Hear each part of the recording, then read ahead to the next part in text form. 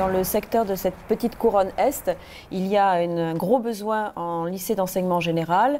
Il y a très peu de terrain, comme vous pouvez bien vous en douter. Et en fait, le seul terrain que la ville a été prête à nous mettre à disposition, c'est ce fameux terrain triangulaire, particulièrement bien placé, puisqu'il est coincé entre la SNCF et l'autoroute A4 avec ses 250 000 véhicules jour.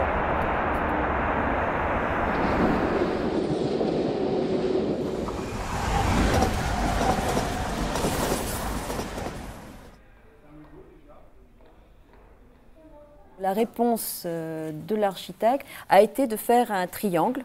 Le terrain est triangulaire. On fait un triangle qui crée une protection en fait contre toutes les nuisances qu'il pouvait y avoir.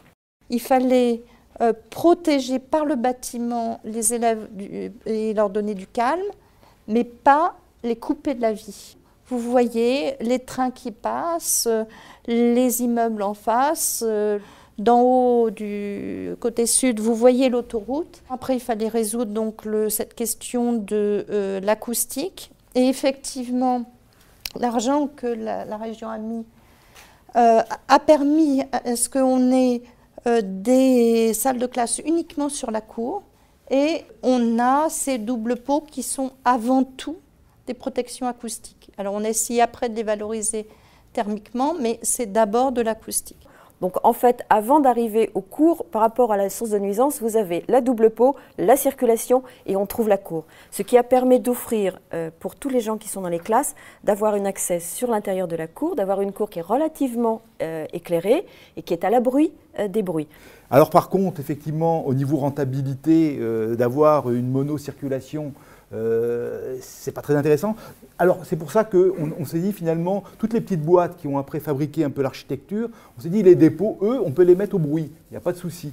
Donc toutes les petites boîtes que l'on voit sur les façades autoroute et SNCF, ce sont des dépôts qui vont ponctuer la façade. Au sud, on va avoir aussi un jeu de brise-soleil en terre cuite, pour filtrer la lumière en été, puisque ça la laisse passer en hiver. Et on a rajouté les grandes bandes blanches qui sont en fait des tablettes à lumière, des étagères à lumière qui permettent à la lumière de pénétrer et pas au soleil.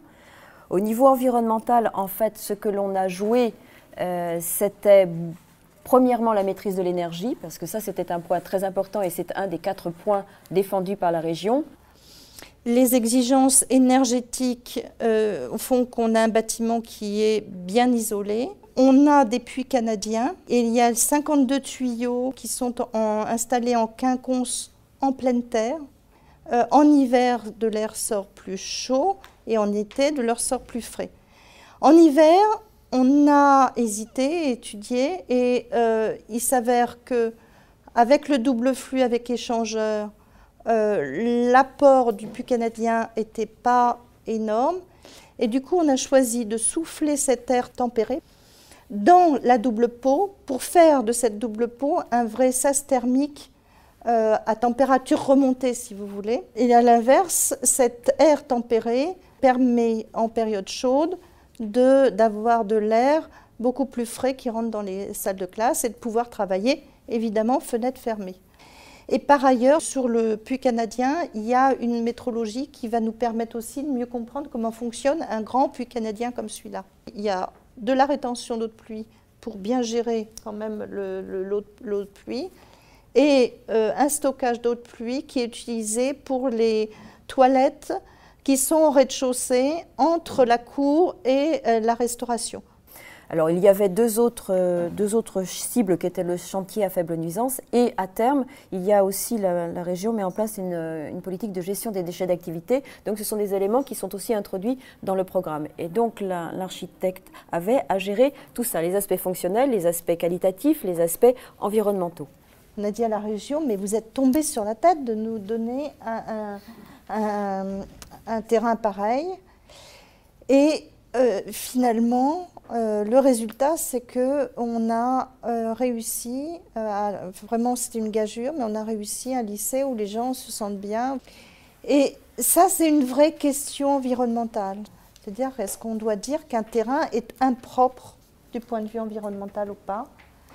Alors la région a pris ses responsabilités, vraiment, et un maître d'ouvrage qui prend ses responsabilités est capable de faire sortir un bâtiment qui devient propre à son utilisation sur un terrain qui a priori était impropre.